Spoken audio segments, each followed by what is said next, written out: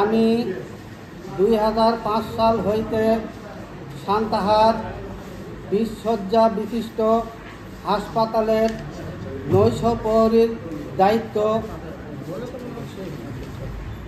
ঠিকাদার কর্তৃক গ্রহণ করি। এমত অবস্থায় বিভিন্ন কারণে বিলম্ব হওয়ায় 2007 সালে উক্ত ঠিকাদার কাম অসম্পূর্ণ রাখিয়া দায়িত্ব হাসপাতালটি সরকারিভাবে বুঝা যাওয়ার দিতে চাইলে অসমাপ্ত কাজ রেখে সরকার দায়িত্ব গ্রহণ করেন নাই এবং বুঝিয়া নেন নাই। এমত অবস্থায় আমাকে উক্ত হাসপাতালের সেই সময়ে আদমদীঘি উপজেলার স্বাস্থ্য পরিবার পরিকল্পনা কর্মকর্তা আমাকে উক্ত দায়িত্বেই রাখেন যে ভালোভাবে হাসপাতালটি দেখে শুনে রাখেন, সময় মতো আপনার একটা সুব্যবস্থা আমরা করার চিন্তাভাবনা করিব। এমত অবস্থায় 2020 সাল পর্যন্ত মোট 15 বৎসর চাকরি স্থায়ী না করে কোনো বেতন পারিশ্রমিক না দিয়ে আমাকে 2020 সাল পর্যন্ত পাহারার কাজে রাখেন। পরবর্তীতে উক্ত নির্মাণ কাজ আবার শুরু হলে 2020 সালে শেষ করেন। উক্ত হাসপাতালটি সরকারিভাবে বুঝে নেওয়ার সময় জেলা সিভিল সার্জন এবং আদমদীঘি স্বাস্থ্য পরিবার কল্যাণ কর্মকর্তা উপস্থিত ছিলেন। সেই সময় ঠিকাদার কর্তৃক মোহাম্মদ ফারুক হোসেন ওনাদের বলেন যে ইনি তো বাইরের লোক, আমাদের চাকরি বাকরি এতদিন করতো, আমরা বেতন দিয়েছি, এখন আপনারা আপনাদের লোক রাখবেন না ইনি থাকবেন। তখন সেই সময়কার আদমদীঘি উপজেলা স্বাস্থ্য কর্মকর্তা মোহাম্মদ মমিনুল হোসেন তিনি বলেন, আমাদের লোক রাখা তেমন সম্ভব না, আপনিই থাকেন, যেহেতু আপনি একজন বিশ্বস্ত লোক, আপনিই থাকেন, আমরা 2-1 মাসের মধ্যেও আপনার পারিশ্রমিকের ব্যবস্থা করব।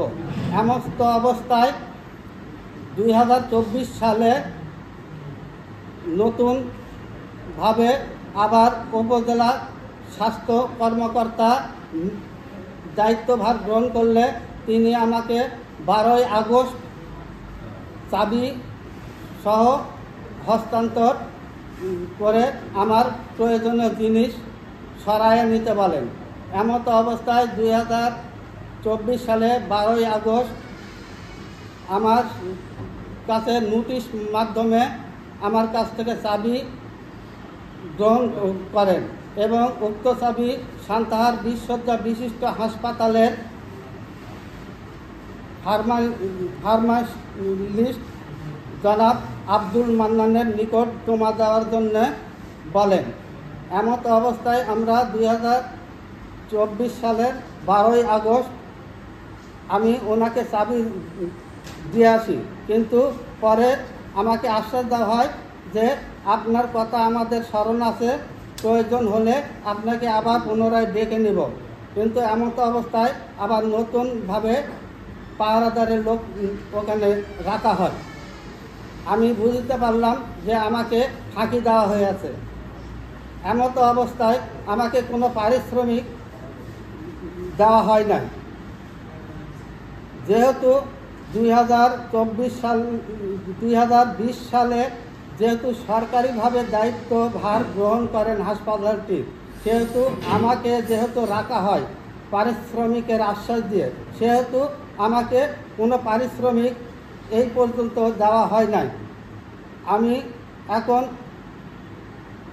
2টি কন্যা সন্তান নিয়ে খুব অভাব অনটনের মধ্যে দিন যাপন করিতেছি। এবং বিভিন্ন এনজিওর কাছ হইতে, বিভিন্ন আত্মীয় স্বজনের কাছ হইতে মোটামুটি টাকা কর্জ করিয়া আমার সংসার পরিচালনা করেছি। এমতো অবস্থায় আমাকে এইভাবে পারিশ্রমিক না দেওয়ায় আমি খুব চিন্তিত। যদি সাংবাদিক ভাইরা আমার কথাগুলো ভালোভাবে স্বাস্থ্য উপদেষ্টার নিকট এবং বর্তমান জেলা সিভিল সার্জনের নিকট আমার আকুল আবেদনটি পৌঁছাইতে পারেন, আমি কৃতজ্ঞ থাকিব। এমতো অবস্থায় আমি মানসিক ভারসাম্যহীন অবস্থায় আছি এবং যদি কোনো পারিশ্রমিক আমি না পাই, আমার পরিবার নিয়ে আমার আত্মহত্যা পথ বেছে নেওয়া ছাড়া আর কোনো বিকল্প পথ আমি আছে বলে মনে করি না। তাই দয়া করে আমার এই 15 বছরের বেতন বকেয়া বাদ দিলাম। যখন থেকে সরকার দায়িত্বভার গ্রহণ করেছেন উক্ত হাসপাতালটি, তখন থেকে আমার এই পারিশ্রমিক মাসিক 10,000 টাকা করিয়া হইলেও এই পর্যন্ত প্রায় 6 লক্ষ টাকার মতন হয়। এই টাকাটা দিলে আমি বাকি জীবনটা আমার একটু সুখ শান্তিতে আমি চলতে পারবো এবং আমার দ্বারায় আর কোনো চাকরি, কোনো কর্ম করবার সামর্থ্য নাই। দয়া করে আমার এই কথাগুলো আপনারা খুব চিন্তার মধ্যে রেখে আমার এই কথাগুলো বিবেচনা করিয়া আমার এই ব্যবস্থা করতে আপনাদের কাছে অনুরোধ করছি। ধন্যবাদ। মূল যেটা বোঝা গেল যে 2005 বছর আপনাকে হচ্ছে যে 200 প্রহরী হিসেবে রেখেছে যে হাসপাতালটা কমপ্লিট হলে আপনাকে চাকরি পার্মানেন্ট করবে।